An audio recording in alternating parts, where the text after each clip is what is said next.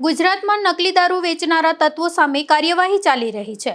ત્યારે હવે પોરબંદર પોલીસે ભેળસેળયુક્ત અને શંકાસ્પદ દૂધ બનાવવાની પ્રવૃત્તિ સામે કાર્યવાહી કરી છે, જેમાં પોરબંદર એલસીબીની ટીમે કુતિયાણા પંથકમાંથી શંકાસ્પદ દૂધ પાવડર અને પામોલીન તેલ સહિતની સામગ્રી કબજે કરી કાર્યવાહી હાથ ધરી છે। પોરબંદરમાં પોલીસ દ્વારા ભેળસેળિયાઓ સામે કામગીરી હાથ ધરવામાં આવી રહી છે। તેના ભાગરૂપે પોરબંદર એલસીબીની ટીમે કુતિયાણા ટીંબીનેશ ગામમાં જય માતાજી દૂધ ડેરી નજીક આવેલા રહેણાંક મકાનમાં તપાસ હાથ ધરી હતી। આ તપાસ દરમિયાન સ્થળ પરથી અંદાજે 30 લીટર જેટલું શંકાસ્પદ ભેળસેળયુક્ત દૂધ મળી આવ્યું હતું।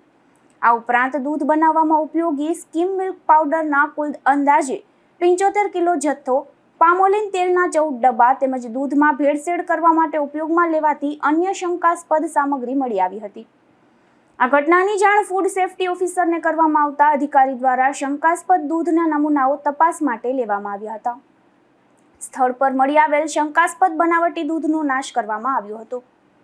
પોલીસ અને ફૂડ સેફ્ટી વિભાગ દ્વારા મળી આવેલી સામગ્રીના આધારે સંબંધિત શખ્સ સામે ફૂડ એન્ડ ડ્રગ્સ કાયદા હેઠળ કાયદેસરની કાર્યવાહી હાથ ધરવામાં આવી હતી। આ કાર્યવાહી દ્વારા ભેળસેળયુક્ત દૂધ અને આરોગ્ય માટે હાનિકારક બની શકે તેવી ખાદ્ય ચીજવસ્તુઓના ઉત્પાદન અને વેચાણ પર નિયંત્રણ લાવવાનો પ્રયાસ કરવામાં આવ્યો હતો।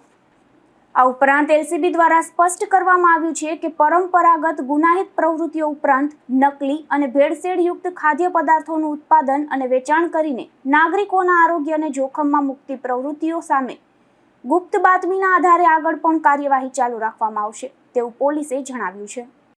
ગઈકાલે એલસીબી ઓફિસમાં અમને બાતમી મળેલી હતી કે કુતિયાણા તાલુકાના ટીંબીનેશ રબારી કેળાએ આરોપી સરમણ ગોગણ કોડિયાતર છે, જેમની ઉંમર 29 વર્ષ છે, જય માતાજી દૂધની ડેરી પાસે એમનો વાડો આવેલો છે, એમને પોતાને ભેંસો છે, એ પોતે દૂધમાં ભેળસેળ કરી, ભેળસેળમાં મુખ્યત્વે કે પામોલીન ઓઇલ, અમૂલ દૂધનો પાવડર અને પોતાની ભેંસનું દૂધ આ ત્રણેય મિક્સ કરી અને વેચે છે। આ ઇન્ફોર્મેશન મળતા અમોએ ત્યાં પોલીસની ટીમ સાથે રેડ કરેલી છે। રેડ દરમિયાન જે કોઈ પણ 30 લીટર ભેળસેળ વાળું દૂધ હતું એ ફૂડ અને ડ્રગ્સ ડિપાર્ટમેન્ટની હાજરીમાં ત્યાં ને ત્યાં નાશ કરવામાં આવેલ છે। ફૂડ અને ડ્રગ્સ ડિપાર્ટમેન્ટે આ જે નકલી દૂધ છે એના સેમ્પલ લીધેલા છે અને સેમ્પલ એમની આગળની જે સંસ્થા છે એમાં પરીક્ષણ માટે મોકલેલા છે અને પરીક્ષણના માંથી સેમ્પલ આવે ત્યારબાદ આપણને એકચ્યુઅલમાં ખબર પડશે કે આમાં કયા પ્રકારનું ભેળસેળ થયેલું છે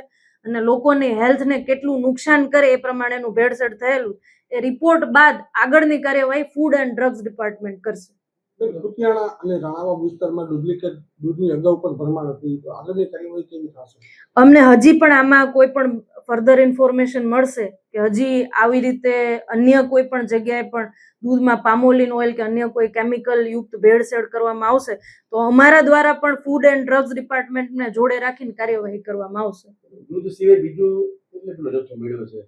30 લીટર શંકાસ્પદ દૂધ મળેલું છે, દૂધ બનાવેનો પાવડર 75 કિલો મળેલો છે, પામોલીન તેલ 14 ડબ્બા મળેલા છે અને મિક્સચર અને ગ્રાઇન્ડર મળે।